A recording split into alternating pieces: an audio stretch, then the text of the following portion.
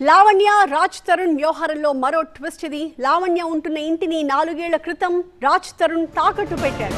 ఒక మంత్రి బంధువుల దగ్గర 55 లక్షల రూపాయలు తీసుకున్నాడు రాజ్ తరుణ్. 2 ఏళ్లుగా వడ్డీ కట్టట్లేదతను. నిన్న సాయంత్రం మంత్రి బంధువులు లావణ్యకి ఫోన్ చేశారు. డబ్బులు ఇవ్వకపోతే ఇంటిని అప్పచెప్పాలి అంటూ వాళ్ళు డిమాండ్ చేశారు. అయితే డబ్బులు చెల్లించేందుకు వారం గడువు ఇచ్చారు అని చెప్పి లావణ్య చెప్తోంది. మరింత సమాచారాన్ని మా ప్రిన్సిపల్ కరెస్పాండెంట్ ప్రణీత అందిస్తారు. లావణ్య రాజ్ తరుణ్ ఎపిసోడ్లో కొత్తగా ఒక మంత్రి పేరు తెర మీదకి వస్తుంది. ఆ మంత్రి నుండి గతంలో వీళ్ళు ఆ ఇంటి కోసం డబ్బులు తీసుకున్నట్టు లావణ్య చెప్తుంది. ఇప్పుడు మొత్తం ఈ లావణ్య రాజ్ తరుణ్ ఎపిసోడ్స్ టీవీలో చూసిన తర్వాత సదరు మంత్రి లావణ్యకి రాజ్ తరుణ్కి కాల్ చేసి తన దగ్గర తీసుకున్నటువంటి డబ్బులు ఇవ్వాలని కోరుతున్నట్టు తెలుస్తుంది. అసలు ఎవరా మంత్రి, తనకి సంబంధించిన డీటెయిల్స్ మనతో మాట్లాడేందుకు లావణ్య ఉన్నారు. అంటే నిజమా ఇది మీ ఇద్దరి మధ్యలో మంత్రి ఉన్నటువంటి విషయం నిజమా? అతని దగ్గర డబ్బులు తీసుకున్నాను. అవునండి, 55 lakhs తీసుకోవడం అన్నది నిజం. అది అఫిడవిట్ పైన రాజ్ తరుణ్ సిగ్నేచర్స్, నా సిగ్నేచర్స్ ఉన్నాయి. మీతో పని చేసినందుకు చాలా సంతోషంగా ఉంది. మీరే బెస్ట్ బాస్. ఇప్పటి వరకు మేనేజర్గా ఉన్నాను, ఇప్పుడు బాస్ అవుతాను. ఎలా బాస్ వాలా? బాస్ వాలా, be the boss. Raj Tarun కూడా 10 లక్షలు చెప్పిన 3 చెక్కులు ఇచ్చారు. దాంట్లో 15 లక్షల వరకు నేను తీసుకున్నాను, మిగతా ఒకసారి రాజ్ తీసుకున్నాడు. అన్ని చట్టపరంగా అంటే న్యాయపరంగానే తీసుకున్నామండి. ఏ ఇయర్లో తీసుకున్నారు? అసలు ఇప్పుడు ఆ మంత్రికి సంబంధించి గత ప్రభుత్వంలో ఉన్నటువంటి మంత్ర, ఇప్పుడు ప్రజెంట్ ఉన్నటువంటి మంత్ర? ఇప్పుడు ప్రజెంట్ ఉన్న ఆయన అండి. బట్ అప్పటి నుంచి కూడా పాలిటిక్స్లో ఉన్న పీపులే కదా. సో మాకు అండగా ఉన్న మనిషి, కుటుంబానికి సంబంధించిన వాళ్ళు అప్పుడు 5 lakhs అలా ఇమీడియట్ ఎమర్జెన్సీ వచ్చినప్పుడు తీసుకుంటున్నా. ఇది రాజు ఒక ప్రొడ్యూసర్కి 25 లక్షలు ఇవ్వాలి, ఆయన ఒకేసారి మీద పడడంతో ఆయనకి ఇవ్వడానికి రాజు తీసుకున్నాడు.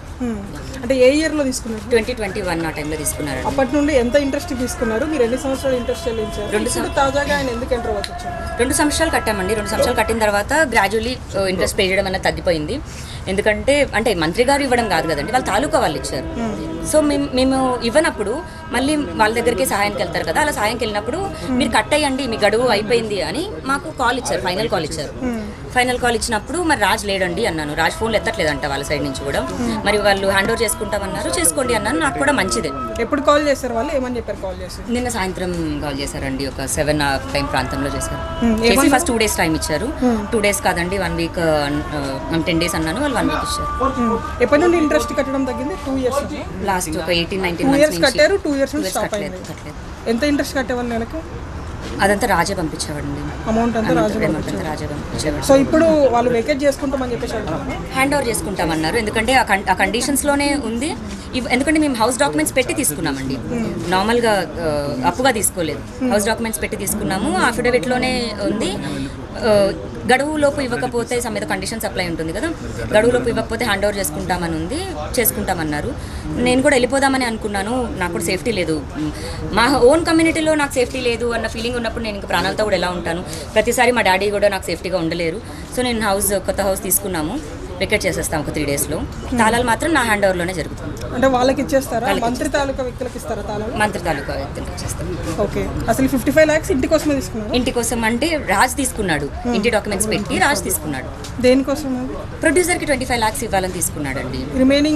రిమైనింగ్ అంతా అవసరం ఉన్నప్పుడు 5 lakhs, 10 lakhs, 5 lakhs, 10 lakhs అలా తీసుకున్నాడు. శ్రీనివాస్తో నర్సింగ్ చేస్తుండే.